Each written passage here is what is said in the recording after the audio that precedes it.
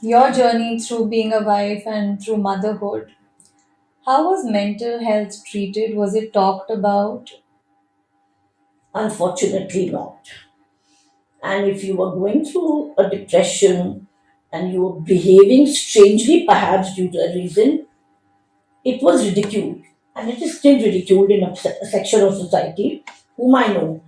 A large section of society, that is, I am that whom I'm acquainted with, they feel mental health is pagalpan. You've gone mad. You do not know how to handle situations.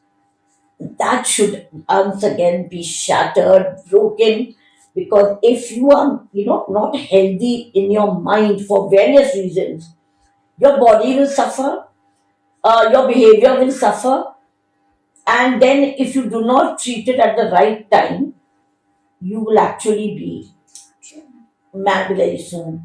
So mental health is very important. We all go through our ups and downs.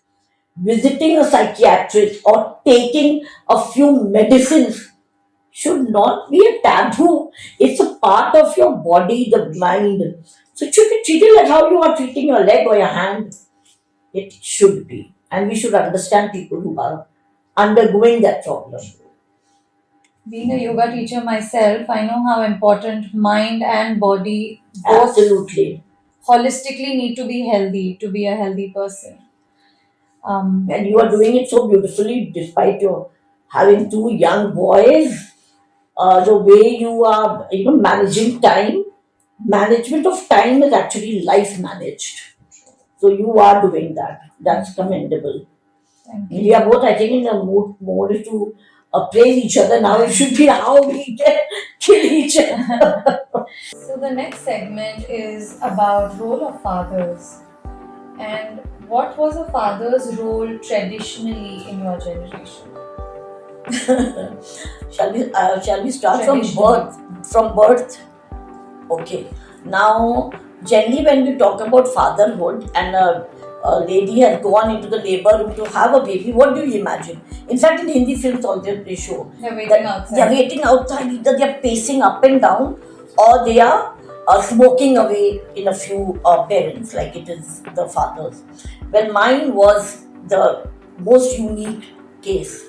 When my elder son was born, and people were looking out for my mother and my husband, my mother-in-law. There was nobody there. Nobody, as in nobody. They all had gone home because they were so relaxed. During the second child, again the same thing happened, and this time my mother, my husband, and my elder son had gone to eat dosas. Why? Then my mother said, no, no, once the baby is born, we won't get much time. So immediately after delivery, I was actually pulling out clothes for my son to wear it, and I felt like I had nobody around. They all came back very happy to know about the result, as well as because they were satisfied with the hunger also. But now I see a difference.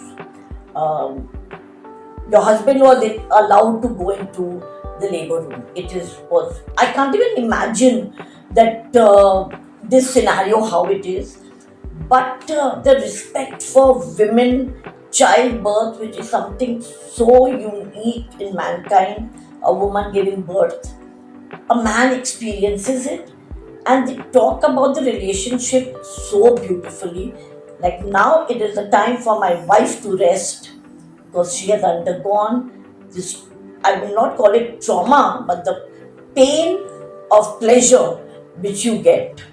It is actually equivalent to 206 bones breaking when a child is born. And if a man is a party to this, it is, it is absolutely what you both are on the same page, and a very well balanced couple. I love the generation of today, the way they are handling. Kudos to both of you. Thank Lots to you. learn. Lots to learn from you all in this. Thank you. So, fatherhood has changed a lot.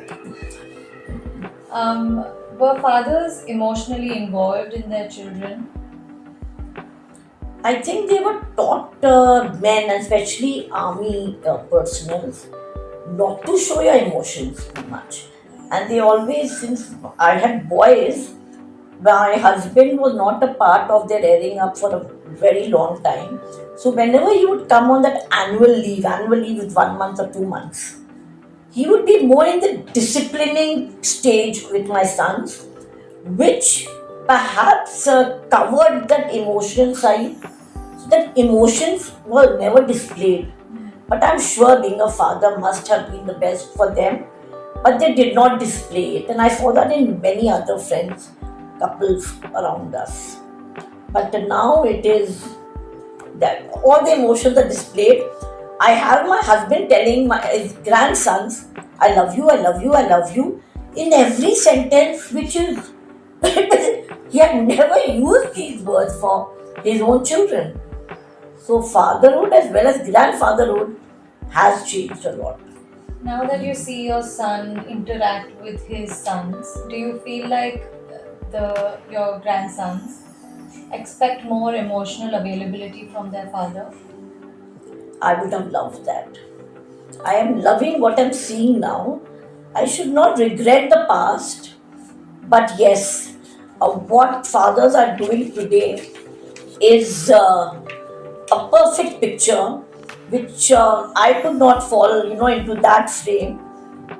But why crib about the past? It is I'm enjoying my grandsons and my son with his wife in being in all type of activities which we could never think when we were young. You're going for such fantastic, and you'll leave your children also in safe hands. We never had nanny and all in our lives. We had nani or dadi, but never a nanny. I think it's better to have a nanny so that the nannies and the dadis rest and they have spent some quality time with the children. So yes, you all are the most sensible generation. Though of course we were the ones who were instrumental in making you all so sensible. So next question. One last question in this segment. What were let's discuss a few responsibilities that were first only mothers but now shared? From my generation to yours. Yeah. Okay. Um, Teaching a child, and by teaching a child, I do not mean only academics. I mean teaching the values, teaching a child to be loving with the father, because I have seen there was a lot of emotional gap between my sons and my The husband. father can also teach those values. Yeah, of course. Because now I will not call it generations. Why? Because my father, who is of course the last generation, he would tell us stories at the dining table for meals. Story time is the best methodology of building a bond and teaching everything. And he was into reading Amar Chitra Kathas. So I am, and along with my sisters, I am absolutely taped up with all religions, because truly Amar Chitra Katha is the best reading for any child. And especially if it is discussed and told by a parent, the listening and the understanding takes place better. So you're saying mother or father both can do this? Absolutely. Should do it. Even I'm a new mom. I think everything dealing with waking up in the night for night feeds, changing diapers, bathing the child, feeding the child. I think all of these can be shared by mother. Is it being shared in your? Definitely is. Oh, you're a lucky girl. It was a lot of gender bias there was, at least I have seen it. I can't talk about everybody else. But there were many of my friends also who would grip that we have to do everything. That was not fair. I'm glad times are changing. Absolutely.